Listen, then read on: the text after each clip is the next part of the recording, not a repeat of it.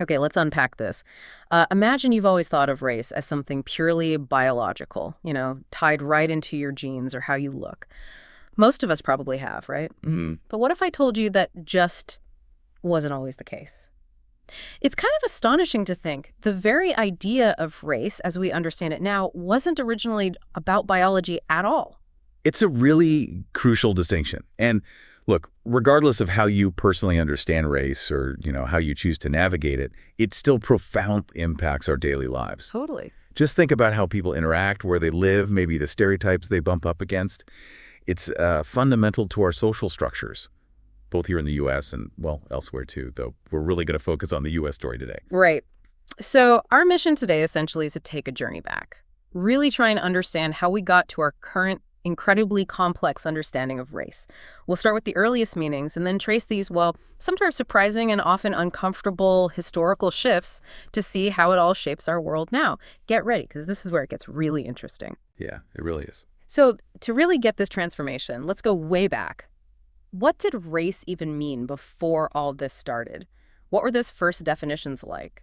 Well, before we get into biology or physical appearance, the word race, back in, say, 16th century English, Yeah. it literally just meant something like members of the same household or the same group, people sharing a common ancestor. Huh. So like kinship. Exactly. Kinship, group affiliation. It's striking how different that is from what we think of now, isn't it? It was about who you were related to, who your people were, in a much more direct, sort of familial sense. Not about skin color or anything like that. Not at all. It implied a shared lineage, not some kind of inherent biological difference. Wow. Okay, that is a profound shift. So if race started as kinship, what specifically happened, in the 17th and 18th centuries that started to twist that meaning so dramatically? Well, you really see that transformation tied firmly to two huge forces. First, the rise of this, well, brutal form of global capitalism, which was explicitly built on slavery and colonialism. Okay, capitalism and exploitation. And second, that massive European intellectual movement we call the Enlightenment. Those two things together, that's the engine. Right. So how did those forces connect? How did they start changing things on the ground? Well, if you look at the big picture, after 1492, you had the Spanish colonizers in the Caribbean and Latin America. They were just brutally exploiting native populations, forcing them into mines for silver and gold, horrific conditions. It led to mass enslavement, attacks, murder, death from overwork, genocide, new diseases. It set a really grim precedent. A terrible model. And the English settlers in Virginia, when they arrived in 1607, they tried to copy that, didn't they? They absolutely did. They were hoping for gold, too, and they definitely tried to enslave the native people they encountered. But it didn't quite work out the same way. No, not really. Virginia didn't have the gold they expected, and crucially, the native populations there resisted very effectively. They fought back, they escaped, they could often melt away into nearby groups. It wasn't the easily controlled labor force the Spanish had found in some areas.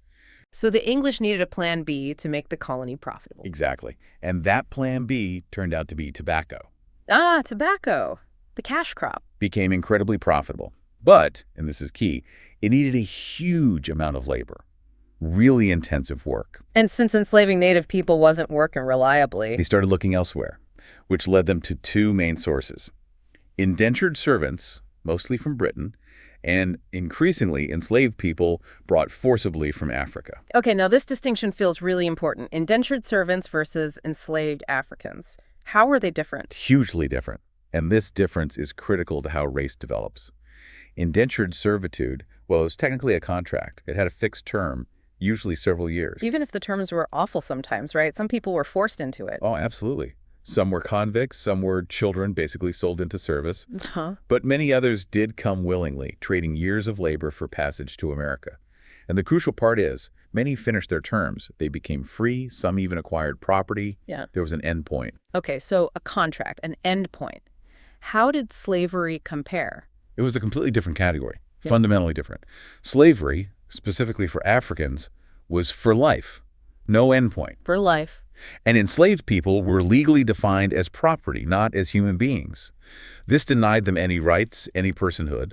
It wasn't a contract because a contract needs consent. There was no consent. And it was hereditary. Devastatingly so. Yeah. Laws were passed, specifically targeting people of African descent, that made slavery hereditary.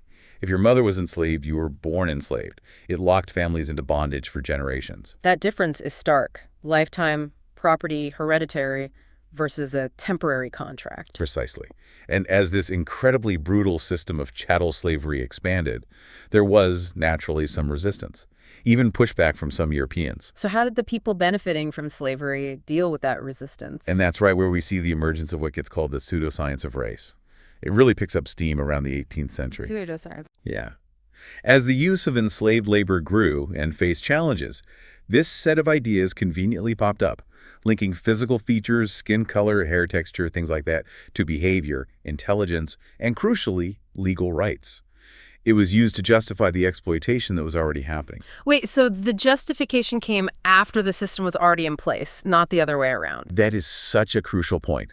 Anthropologist Audrey Smedley, she really highlighted this. She pointed out that these scientific ideas about racial difference in the 18th century, they were largely just existing folk ideas, prejudices, stereotypes, things people already believed or wanted to believe, which were then dressed up in the language of science to support the social norms like slavery that were already established. So race wasn't discovered by science. No, it was more like a social invention that science was later used to try and legitimize, mostly to protect the economic system and the power structures built on it, and to rationalize something deeply inhumane. It completely flips how you might think about its origins. That's profound. Science used after the fact.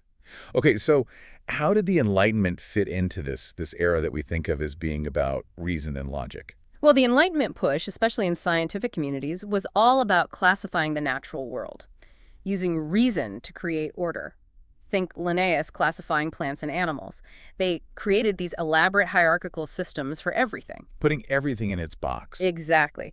And race got shoehorned right into that same model. European thinkers started using physical markers that, remember, already had social meaning because of slavery and conquest, to prove that human groups fit into a natural hierarchical order. So they used the appearance differences that slavery had already made socially significant. And claimed those differences proved the hierarchy was natural, rather than something society had constructed. It raises a huge question, doesn't it? How can reason be twisted so effectively to justify injustice? That question just hangs there. And you see it starkly with figures we often admire, like Thomas Jefferson. Right, a key figure in championing liberty for white men. Yeah, exactly, his peers. Yet this is the same person who argued that black slaves needed less sleep than Europeans. Which was then used to justify these incredibly long, brutal work hours. It's just a shocking contradiction right at the heart of it all. Or what about that other example, Samuel Cartwright? Oh, right. Cartwright. He literally invented a supposed mental illness called drapetomania. Drapetomania. Yes, the primary symptom. An enslaved black person running away.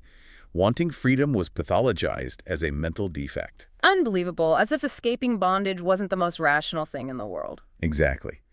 And the Enlightenment's focus on history, with a capital H, also played a role.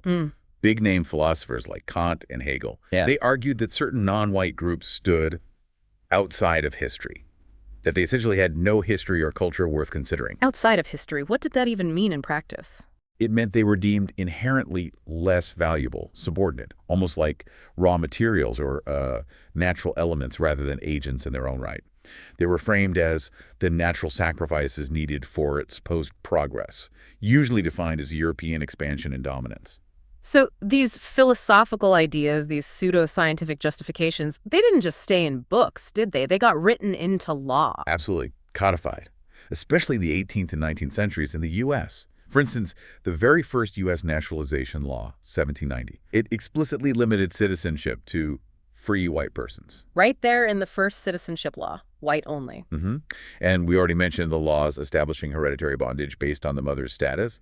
Then you had laws denying Native Americans legal property rights, which, made westward expansion and taking their land much easier legally. And didn't they also outlaw marriage between groups? Yes, the anti-miscegenation laws, designed specifically to prevent marriage and therefore children between people categorized into different races, all under the banner of protecting some imagined racial purity. It's just layer upon layer of building this system. Okay, so we've established whiteness as this privileged category being legally defined. But you might assume, okay, white just meant anyone from Europe. Was that the case? That's another fascinating twist. Yeah. And the answer is no, not always. Historian Matthew Jacobson, in his book Whiteness of a Different Color, makes this really clear. White, or Caucasian, wasn't always this single, unified race covering all European descendants. Really? So who was initially considered white? Initially, it was often much more exclusive, primarily focused on Anglo-Saxon descendants, people from England, basically. So other Europeans, Irish, Italians, Eastern Europeans, they weren't necessarily seen as fully white. For a long time, no. From roughly the 1840s and up into the early 20th century, many other European groups like the Irish were often labeled Celts or Slavs, Italians and Greeks, Iberics or Mediterraneans. Jewish people, Hebrews, were considered distinct, often inferior, separate races. Separate races within Europe. Yes, viewed with suspicion, stereotyped, discriminated against. Not quite the same as the racialization of black or native people, but definitely not part of that core Anglo-Saxon white group initially. So what changed? How did all these different European groups eventually get lumped together as just white? That really started to consolidate around the 1920s. A big factor was the major restriction of immigration from Southern and Eastern Europe with new quota laws. Ah, so less influx of these other Europeans. Right, and as that happened, these previously distinct European races started to be absorbed or sort of melted together into a broader whiteness category. Why? What was the advantage of doing that? Well, it helped to shore up a white cultural and political majority, especially in the face of growing populations of color and anxieties about immigration from non-European countries. Creating a bigger, more unified white bloc served a purpose in maintaining social hierarchies. And that broader definition of whiteness has largely persisted through the 20th century and beyond. So even the definition of whiteness itself was flexible, constructed, and changed based on social and political needs. Absolutely. Which really underlines the whole point about race being a social construct, not a fixed biological thing. So bringing this whole historical journey up to today, where does that leave us? What's the situation now? Well, it's complex, as you'd expect. Scholars have noted a couple of interesting, maybe even contradictory trends recently. Like what? On one hand, you see more people identifying strongly with their specific ethnic history, taking pride in being Irish-American, Italian-American, Nigerian-American, Mexican-American, rather than just checking a broad box like white or black. It allows for a more nuanced sense of self. More specific identities coming forward. Okay, what's the other trend? On the other hand, and this is pretty concerning, you also see a kind of revival of those old, discredited biological theories of race. Really? Like saying biology determines behavior? Yeah, trying to attach specific traits, intelligence levels, or behaviors directly to physical types or supposed genetic racial groups. It echoes that 18th and 19th century pseudoscience we talked about, and it pops up in various fringe and sometimes not so fringe places. Wow, so the conversation is definitely not over. Not at all. The powerful takeaway, I think, is that no matter how individuals choose to identify or what science actually says, the idea of race, because of this long, complicated, and often brutal history, continues to be this incredibly potent force. It shapes social structures, laws, opportunities, experiences. Yeah. It's still very much with us. What a journey we've taken. We started this deep dive seeing how race wasn't originally about biology at all. It was more about kinship, about your group, your family line. Then, driven by these huge forces, the need for labor and colonialism, the urge to categorize everything during the Enlightenment, it just completely shifted. It became focused on physical differences. And those differences were then used as a supposedly natural justification for creating social hierarchies, for exploitation, for writing inequality into law. It really shows that race isn't some fixed biological truth we discovered.